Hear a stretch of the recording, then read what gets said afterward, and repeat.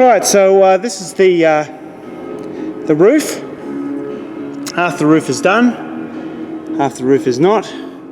There's a high 90% correction, pretty on a very badly marked up car with one step, doing half the roof.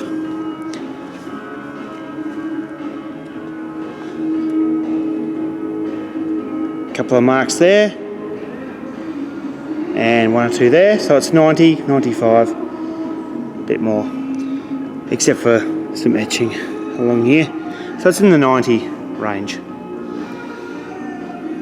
Time to do the other side. Let's take a look.